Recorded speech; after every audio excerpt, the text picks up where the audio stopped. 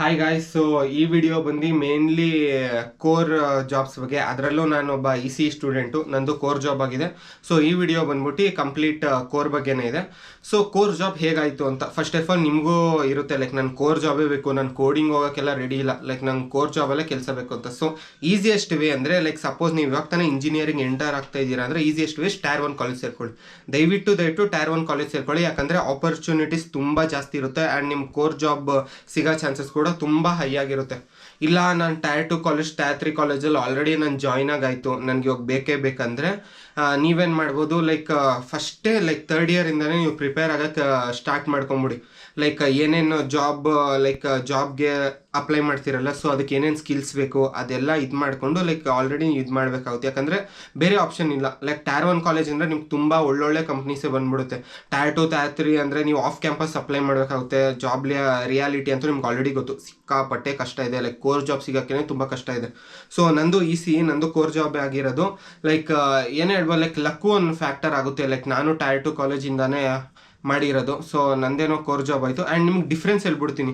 Like ನೀವು ಕನ್ಫ್ಯೂಷನಲ್ಲಿ ಇರ್ತೀರ, like VLSI ಮಾಡಲಾ ಅಥವಾ ಎಂಬೆಡೆಡ್ ಸಿ ಮಾಡಲಾ ಅಂತ. ಲೈಕ್ ಕ್ಲಿಯರ್ ಡಿಫ್ರೆನ್ಸ್ ಹೇಳ್ಬಿಡ್ತೀನಿ.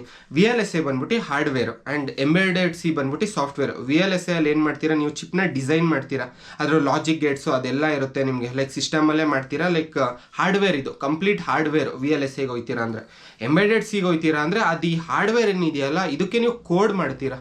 ಸೊ ಇದು ಬಂದ್ಬಿಟ್ಟು embedded C. So simple difference ಇದು, ಅಷ್ಟು ಕನ್ಫ್ಯೂಷನ್ನೇ ಮಾಡ್ಕೊಂಬಿಡಿ. ಹಾರ್ಡ್ವೇರ್ ಬೇಕಾ VLSI ತೊಗೊಳ್ಳಿ, ಇಲ್ಲ ನಂಗೆ ಸಾಫ್ಟ್ವೇರ್ ಬೇಕು ಕೋರಲ್ಲಿ ಅಂದರೆ ಎಂಬೆಡೆಡ್ ಸಿ ತೊಗೊಳ್ಳಿ. ಲೈಕ್ ನೀವು ಪ್ರೋಗ್ರಾಮಿಂಗ್ ಎಲ್ಲ ಕಲೀಲೇಬೇಕು, ಎಂಬೆಡೆಡ್ ಸಿ ಇದೆ, ಸಿ ಪ್ರೋಗ್ರಾಮಿಂಗ್ ಇದೆ. ಸೊ ನೀವು ಪ್ರೋಗ್ರಾಮಿಂಗ್ ಕಲೀಲೇಬೇಕಾಗುತ್ತೆ ಲೈಕ್ ಇದು ಮಾಡ್ತೀರಾ ಅಂತ. ಸೊ ಅಷ್ಟೇ, ಅಷ್ಟೊಂದೇನು ತಲೆ ಕೆಡಿಸ್ಕೊಂಬೇಡಿ.